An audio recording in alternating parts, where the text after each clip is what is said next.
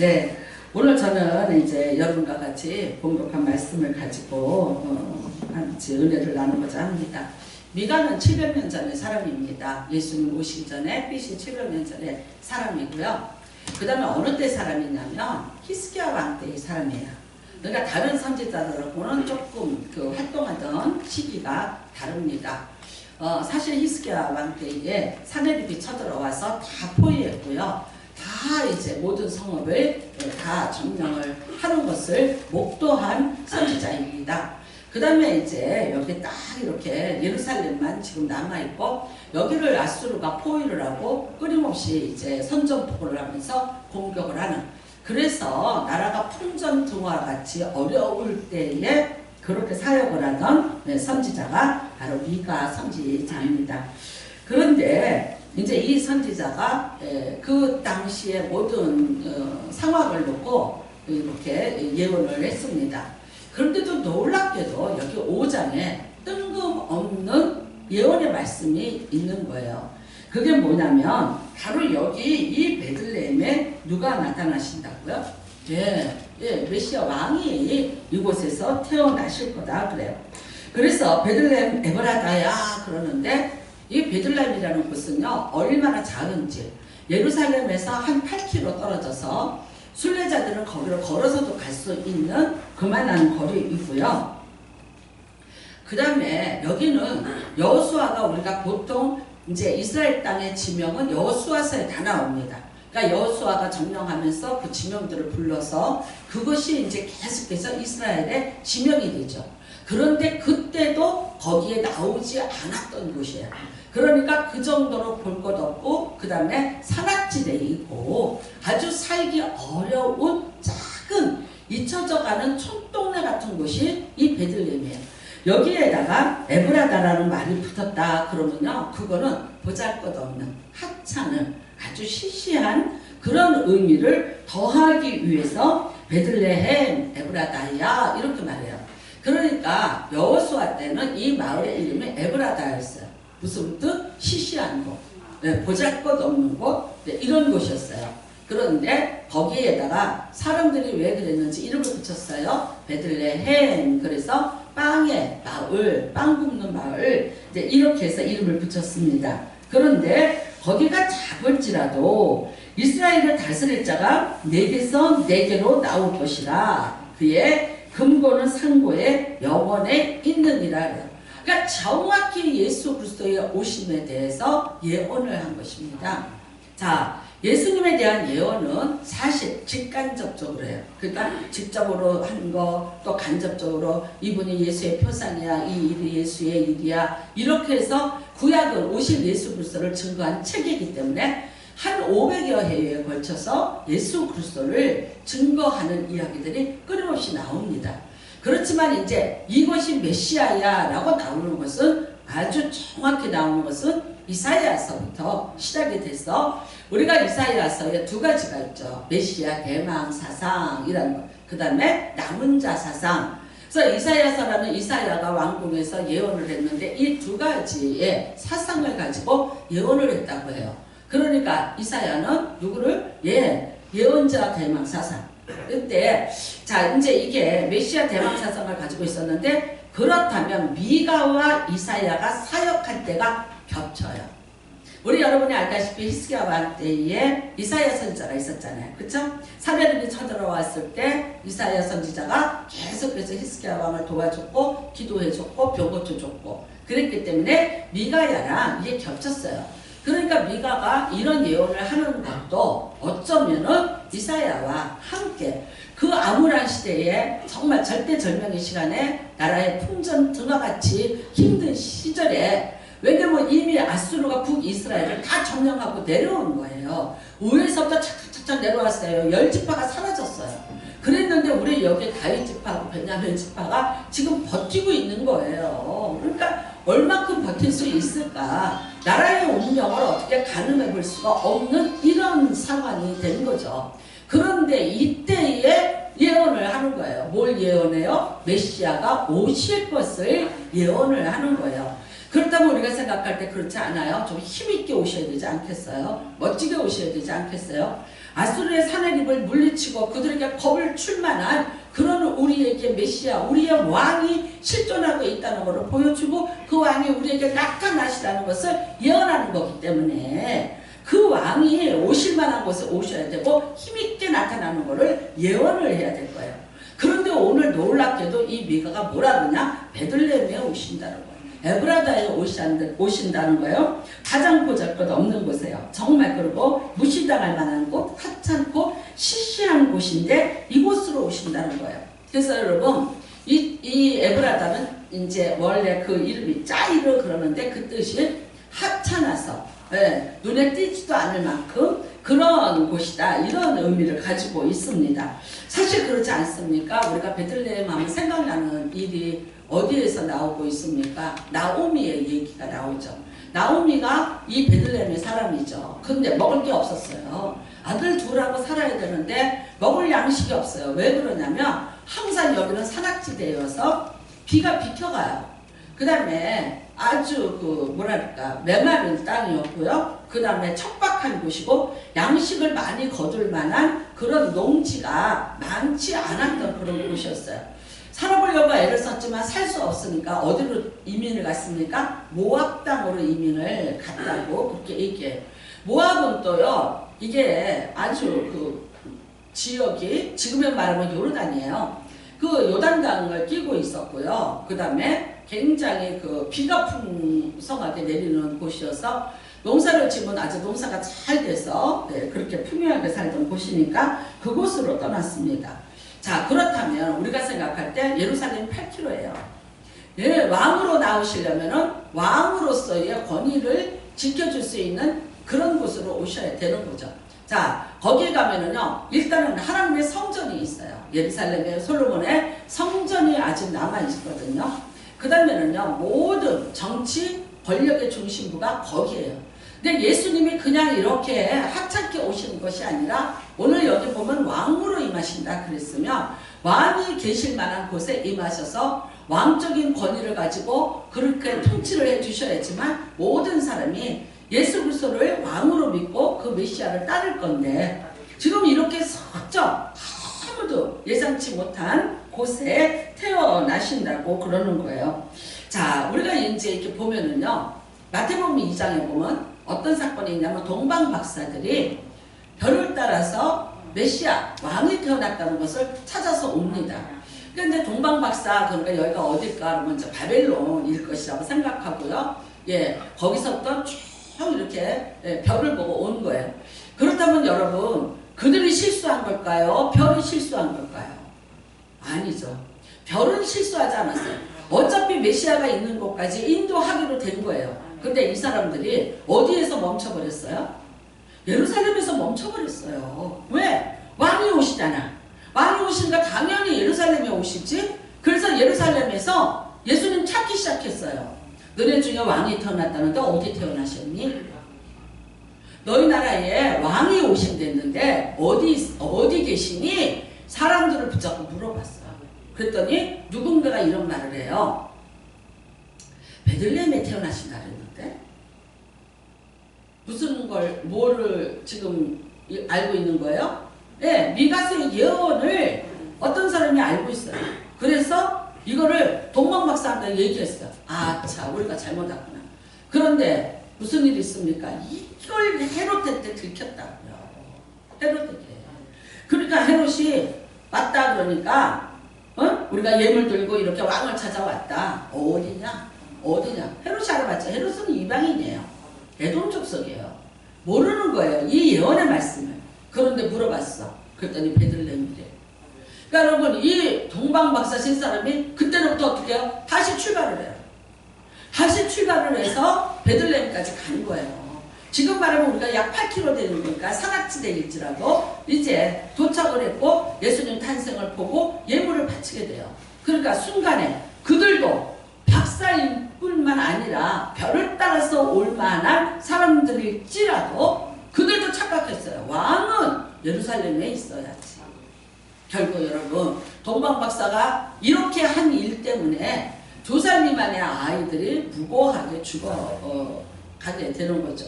예수님은 이제 여기에서 애굽으로 피신을 하셔서 이제 조금 소년이 된 다음에 그 다음에 나사렛으로 돌아오시는 걸 봅니다.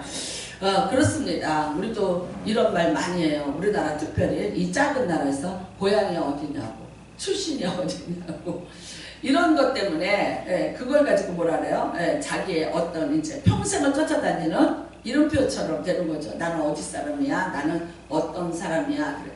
그러니까 예수님이 여러분 나중에는 이제 나사렛 사람인 줄로 알아요. 그러니까 사람들이 뭐라 그래요? 예수님 오셨을 때 나사렛에서 어떻게 선한 것이 나와? 좋은 것이 나와? 어떻게 말하자면 그런 메시아가 나와? 아니지. 나사렛인데 그래요. 그러니까 나사렛, 나짜르 거기도 이방인들이 사는 아주 허름하고 낙후된 도시예요. 거기는 주로 아랍 사람들, 지금도 마찬가지예요. 이방인들이 와서 거주하면서 돼지고기를 먹던 마을이에요. 그러니까 어떻게 우리의 메시아가, 우리의 왕이 우리를 구해줄 다윗의 후손이 그렇게 올 수 있어 라고 말을 하죠.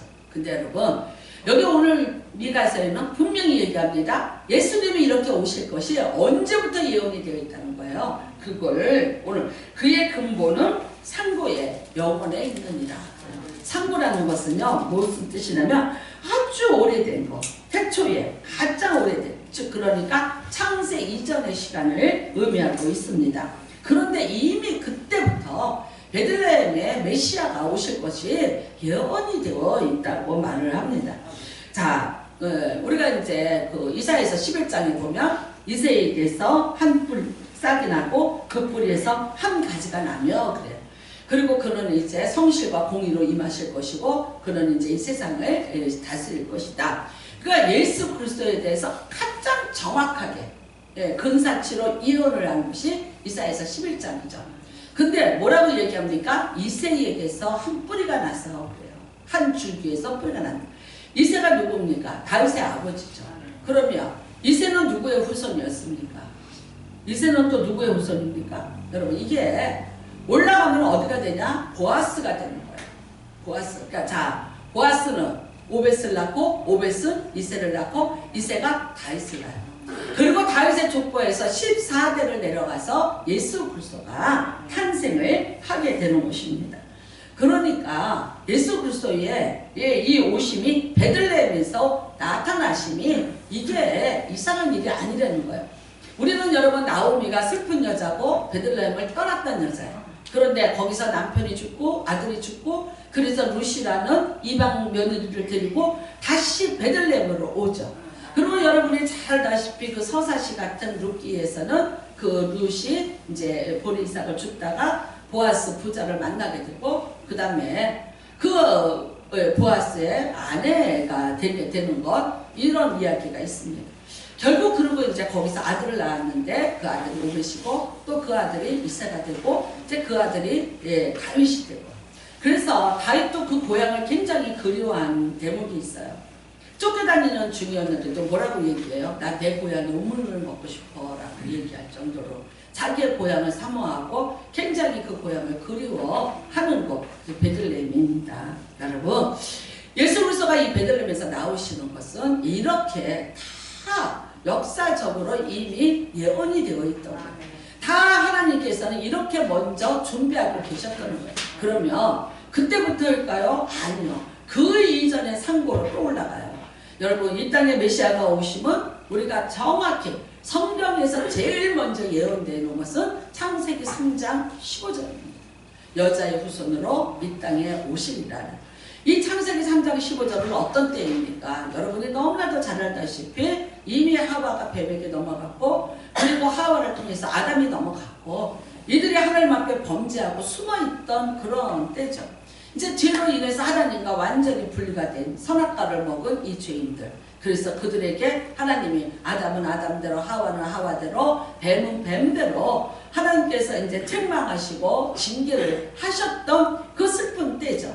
그랬는데 이미 그랬음에도 불구하고 하나님은 다시 그들을 구원하실 계획을 그때 선포를 하시는 거예요. 여자의 후손으로 다시 이 땅에 오신 분이 누굽니까? 예수 그리스도 메시아를 의미하는 것이고요. 그분을 통해서 하나님과 우리가 다시 화목하게 되고 그 다음에 이제 그 모든 우리의 그 에덴 동산의 죄로부터 벗어나게 되는 그런 계획을 다 갖고 계신 거죠. 오늘 여러분 미가도 그렇습니다. 이 예언을 하면서 하나님이 주신 대로 말하는 것이 예언자죠. 예언자가 자기 생각대로 말하는 건 아니죠. 그쵸? 근데 이사야가 옆에서 이제 메시아가 올 것이라. 이것이 희망사항이죠. 우리나라를 건져줄 사람, 우리에게 건져줄 분, 우리를 이 모든 어려움과 고통으로부터 건져줄 분, 그런 분이 오셔. 근데 그분이 누구냐? 우리가 대망하는 메시아야. 그분이 오면 이제 왕조가 다시 회복이 될 것이고, 우리가 다시 독립을 해서 다윗 때처럼 우리가 살 수 있을 거야. 이게 이제 이 사람들에게 남아있는 마지막 그 소망이지 않습니까? 그런데도 불구하고 어디로 오신다? 예, 이들이 생각하는 건 아니에요. 그 화려한 예루살렘 아니에요. 거기가 아닌 이런 베들레헴 작은 곳으로 오셨다는 거죠. 사실 근데 예수님이 여기에 오셨기 때문에 도피할 수 있었고 헤롯에게 죽임을 당하지 않고 숨어서 애굽까지 갈 수 있었었죠. 만약에 여러분 예루살렘에 있었다면 어떻게 되셨겠어요? 바로 헤롯에게 이제 피해를 볼 수밖에 없었던 그런 곳입니다. 자, 우리는 여러분 그래요. 예수님이 이런 곳에 오셨어요. 낮은 곳에 오셨어요. 항상 얘기합니다. 그래서 우리가 예수님이 말궁에 계셨고 마구간에 계셨고 낮은 자를 위해서 이 땅에 오셨다고 합니다. 그런데 사실 그래요. 우리는 예수를 통해서 예수를 믿으면서 항상 어떤 것을 기대하고 있나요? 오늘보다 좀 더 나은 것을, 더 많은 것들을 기대하면서 살고 있습니다. 오카노 목사님이 이런 말을 하셨어요. 한국에는 세 가지를 버려야 된다. 한국 교회가 회개해야 될 세 가지가 있다. 그게 뭐냐? 첫 번째는 허수예요. 허수. 우리가 지금 2200만 그러는데 사실 아니라는 거죠. 그냥 우리가 그렇다니까 부르기는 하지만 사실은 아니라는 거죠. 이게 천주교까지 포함해서다 이렇게 해요. 근데 이제 한 실질적인 숫자는 700만 정도로 본다 그래요. 왜 그러냐면 천주교는 계속해서 부흥이 됐어요. 뭐 교황 한 번 왔다 그러면 몇 프로가 부흥되고 또 준수한 추기경 돌아가셨을 때 왕창 부흥이 되고 또 뭐 사회에 막 이런 운동이 일어날 때 명동성당에 그들이 막 사회에 뭐 운동하는 사람들이 거점을 해서 막 데모를 하고 이렇게 나라가 어지러면 천주교는 부흥이 돼요. 왜 그러냐면 그들을 돕는 자로서 사람들에게 인식이 되면서. 근데 기독교는 이제 그럴 때 어떻게 그러냐? 가만히 있잖아요. 그러니까 아주 에고이스트고 자기들만 알고 그 다음에 굉장히 편파적이고 고집스러운 사람들이다. 이제 세상의 사람들한테는 이런 식으로 그렇게 알려져 있기 때문에 그래요. 그래서 우리가 사실 이제 1200만 하지만 예수를 아는 이름을 부르는 자들이 1200만이라는 숫자라는 거예요. 그 다음에 교회마다 왜 허수가 있어요? 왜 허수를 만들어요? 부풀리기 위한 거죠. 부풀리기 위한. 그 다음에는요, 또 뭐가 있냐? 허세예요, 허세. 저는 사실 이번에 이렇게 생각했어요. 그래, 우리가 다 처음 만나는 일이지만, 그런데, 계시록에 없던 얘기도 아니고, 성경에 없던 얘기도 아니고, 성경에 재앙이 온다고 써있지, 재앙이 안 온다고 그런 얘기 없었고, 또 말세에 살고 있는 우리 시대에 끊임없는 재앙들이 올 것이라고 이미 예언이 되어 있었고, 근데 왔어요. 왔는데 뭐 이게 병이 어떻고 이거는 이제 뭐 제껴 놓자고요. 왜 그러냐면 우리나라에서 독감으로 죽는 사람이 1년에 3,500명 이상이라는 거예요. 독감으로 어르신들이 돌아가시고 아기들이 어려움을 겪고 이게 숫자가 3,500명 이상 된다는 거예요. 근데 여러분 코로나 때문에 마스크 쓰고 다니죠. 손 열심히 닦으시죠. 위생관념 얼마나 철두철미해 주셨습니까? 지금 우리 여기 예배드리기 전에 또 소독했어요. 제 방까지 다 소독해. 왜? 애기들이 드나드니까 다 소독하고. 그래서 감기 환자들이 없다는 거예요. 그 다음에는요. 그래서 폐렴까지 가서 죽는 인원들이 엄청나게 감소가 됐다는 거예요. 근데 코로나로 인해서 돌아가신 분들이 지금요. 2년 동안에 1000명이에요. 근데 이거는 막 TV에서 난리를 치니까 여기에다 놓으려고 여기에 다 즐겁을 하고 여기에 막 겁을 먹고 막 두려워하고 우왕좌왕하고 뭐 난리가 나는 거야. 자, 근데 저는 그런 생각했어요. 아니 맨날 정치판에 다니던 목사님들 계셨어요. 정치가들 만나서 악수하시고 그들과 조창기도 한다고 다니시고 뭐 그들과 뭐 어쩐다고 다니시고 뭐 성명서 내시고 이런 분들 계셨어요. 근데 이제 교회를 이제 다 닫아라, 예배 드리지 마라, 폐쇄시켜라 이러는데 어떻게 돼서 한마디도 말을 하시는 분들이 없더라. 저는 이제 그래서 이렇게 생각해요. 참 허세였다. 허세였다. 어떻게 교회를 위해서 나서서 그래도 교회는 그런 곳이 아니고 전염병이 퍼지는 곳이 아니다. 우리가 소독을 하고 우리가 그럴 때니까 예배를 드리게 해달라. 여러분 소년부 목사님처럼 지하철을 운행하고 있지 않냐. 지하철보다 교회가 안전하다. 지하철을 타고 1시간을 이동해서 직장을 가야 되는 거는 용납을 하지 않냐. 교회에 1시간 동안 예배를 드리는데 떨어져서 앉고 지하철같이 복잡하지도 않다. 그리고 우리는 아는 사람들이다. 우리가 알아서 병들거나 감기 걸렸거나 못 오게 하면서 정리를 할 테니까 우리는 예배를 보게 해달라고 했어야 되는데 믿었던 사람들이 그런 말 하는 사람들이 한 사람도 없는 것 같았어. 그리고 그냥 망연자실하게 당하는 걸 보면서 그렇게 성명서 발표 그렇게 TV에 나와서 이러더니 결국은 허세였구나. 진정한 어떤 영적 힘을 가지고 있었던 거는 아니었구나. 참 너무나 뭐랄까요. 망연자실했어요. 망연자실. 그러니 저 부산에 있는 손현보 목사님이 막 그러셨잖아요. 지하철보다 낫지 않냐. 그러면 지하철 정지시켜라고 우리도 문 닫겠다. 그래도 우리는 예배드린다. 근데 이제 하나 감사한 거는 벌금 때려먹은 교회는 없대요.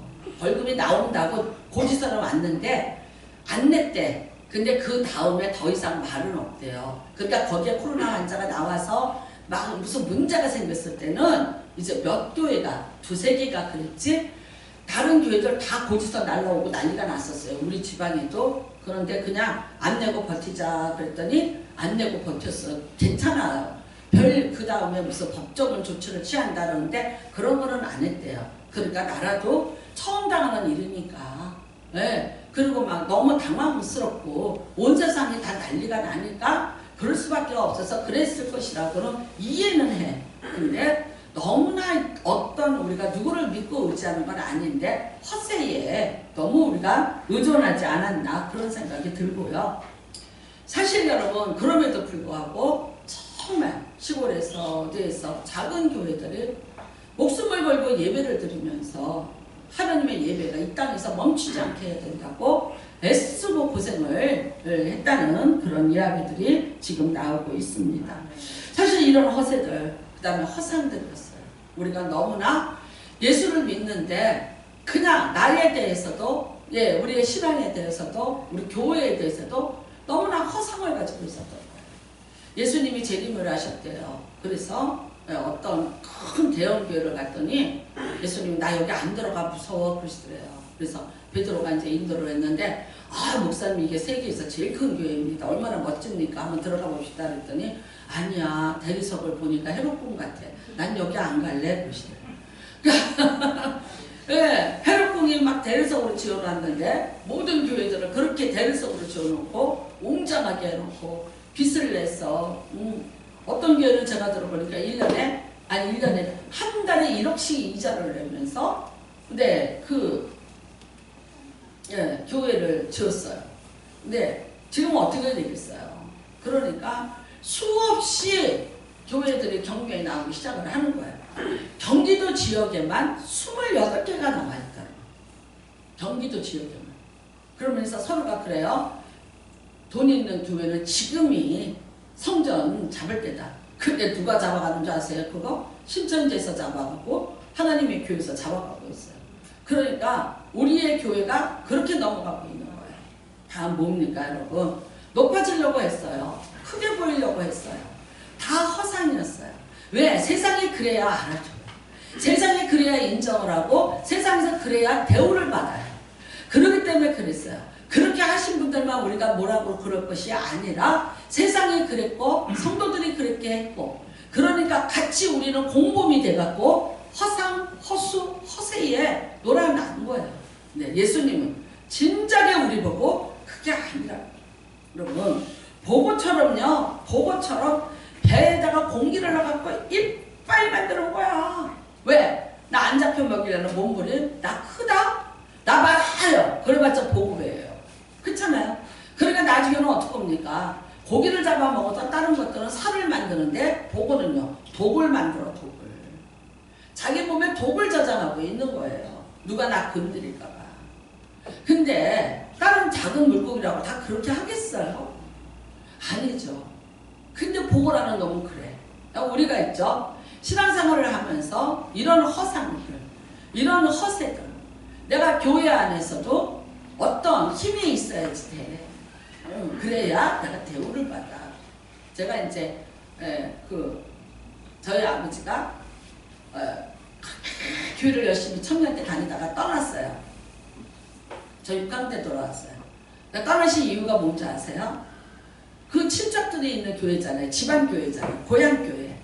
근데 엄마가 죽고 새엄마가 들어왔고, 그 다음에 이제 본인이 너무나 이제 이렇게 작은 집이라서 가진 것이 없고, 그러니까 너무 서름을 많이 받은 거예요.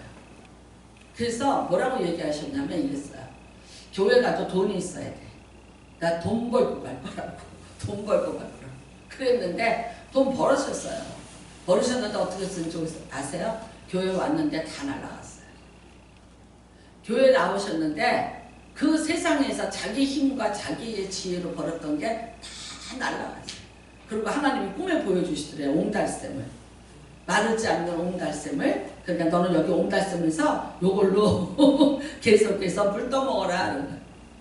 자신이 바다를 갖고 싶었어. 그런데 꿈을 꿨더니 그 바다가, 바다에서 자기가 수영을 하고 있는데 어딘가 하수구가 연결이 돼서 썩은 물이 계속해서 유입이 되더라는 거예요.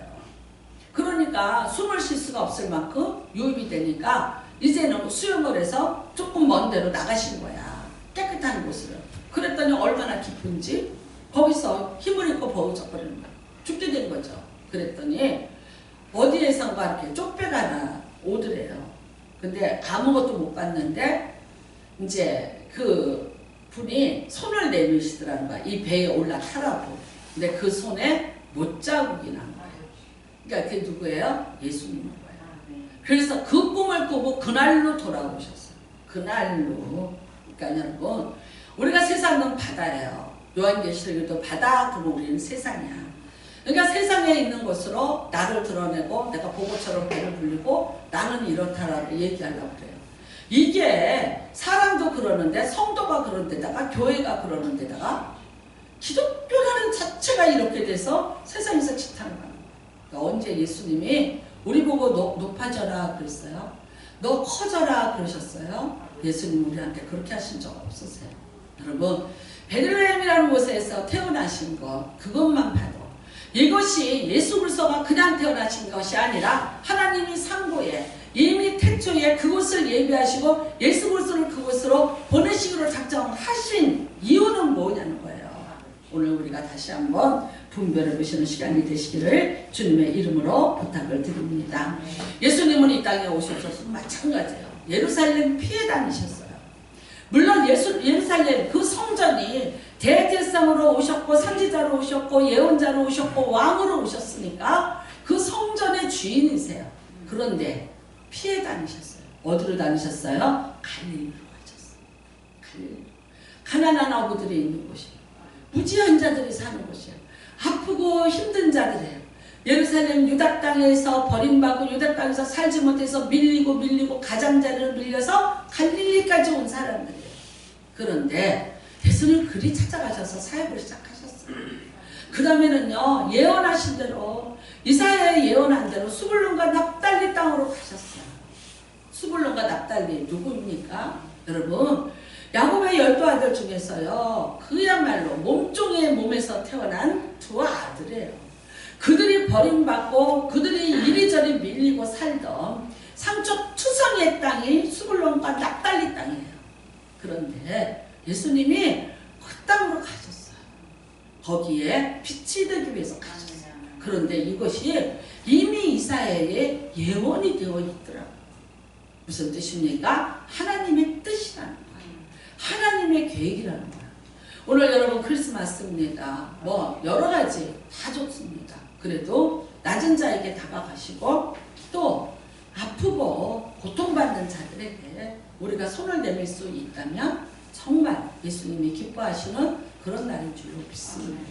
특별히 그냥 이제는 제가 공개하지 않았고 저희는 이제 해마다 개척해서부터 제가 크리스마스 헌금은 다른 곳으로 가난한 곳으로 다 흘려 보냈었어요.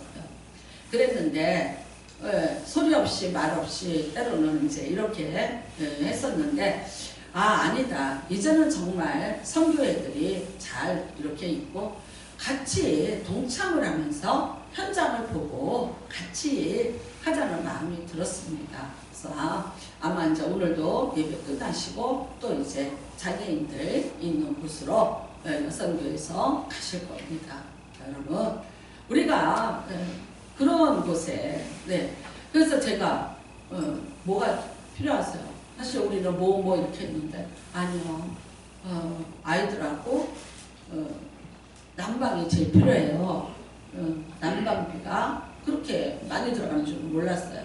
그래서 어떻게 해요? 그랬더니 저한테 돈 주지 마시고 그래도 뜨겁게는 못 사는데 돈 떼어먹고 이제 애들 춥게 들고 있다고 누가 그랬대요. 그래서 저 주지 마시고요. 바로 그냥 주유소를 가르쳐 드릴 테니까 거기에다가 해주세요. 그러면 거기서 계속 와서 이제 필요할 때 비었을 때마다 그 유리통을 채워 줄 거예요. 그래요. 그래서 알겠습니다. 그랬어요. 그래서 제가 이제 한 달에 이제 어느 정도 들어가냐 했더니 온수까지 쓰면 5드럼이 들어간다는 거예요. 그러니까 100만 원이에요.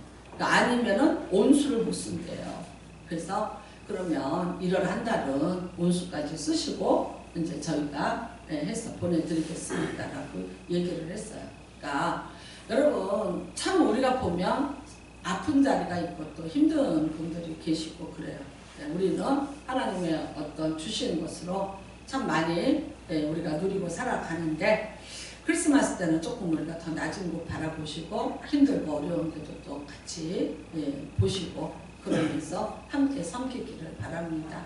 그래서 이제 어제도 말씀드렸지만 가래떡도 많이 또 이제 준비를 했고 그래서 가져가서 서로가 나누어 드시고요. 또 이제 내일 남성교에서는 또 노숙자들을 위해서 또 이제 나눔을 가시려고 하고 있습니다. 여러분 우리가 이게 일회성으로 끝나는 것이 아니라 항상 기억하시고 아픈 저들을 위해서 기도하시고 조금씩 관심을 가지면서 누구에겐가 베들레헴 그런데 그곳이 작고 비천하고 무시당할 만한 곳에 살고 있지만 그러나 거기에 하나님의 은혜가 있고 하나님의 어떤 또 말씀이 있는 곳이라면 결코 그곳이 작은 곳은 아닐 겁니다. 너무나 큰 거를 찾고 위대한 걸 찾고 잘 되는 걸 찾고 형통한 걸 찾고 성공하는 걸 찾아요.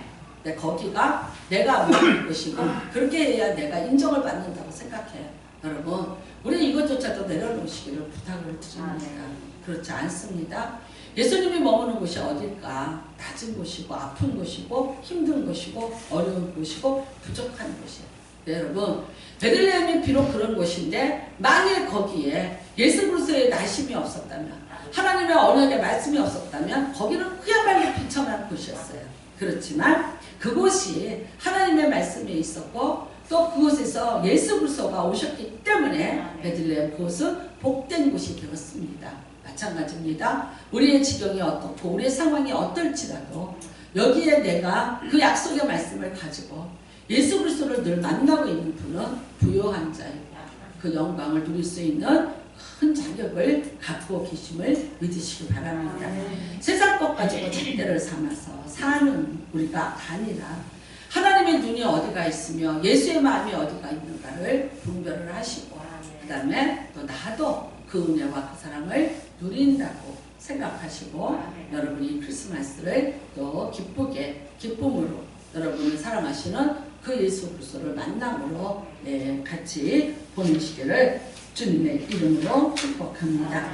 오늘 이 시간에 우리가 한번 기도해 보겠습니다. 나는 예루살렘이 좋아요. 여러분, 나는 그 예루살렘의 화려함과 그 권세와 그 권력이 있는 그 화려한 도성을 어쩌면 구하고 그것을 내가 누리기를 원했고 그거를 유지하려는 탐욕을 가지고 있었는지 몰라요. 그런데 거기는 어떤 곳이에요? 예수가 죽는 곳이에요. 여러분, 우리가 바라는 이 세상의 사치와 이 세상의 풍요와 이 세상의 모든 것들, 그곳은요 예수가 죽는 곳이에요. 어디입니까? 예수를 영접해 준 곳, 예수님을 영접해 준 갈릴리였고 베다니 마을이었습니다. 문둥이들이 사는 마을이었습니다. 여러분, 고아들이었습니다. 오늘 다시 우리가 그 모든 허상과 허세와 그 모든 헛수로부터 내려오고 우리가 낮음의 자리에서 진실함으로 예수 그리스도를 만나기를 원합니다. 그리고 그렇게 하게 해달라고 도움을 요청하는 기도를 드리시기를 바랍니다. 주여 청하시고 기도합니다. 주여 하나님 아버지 감사합니다. 아버지 하나님 감사합니다.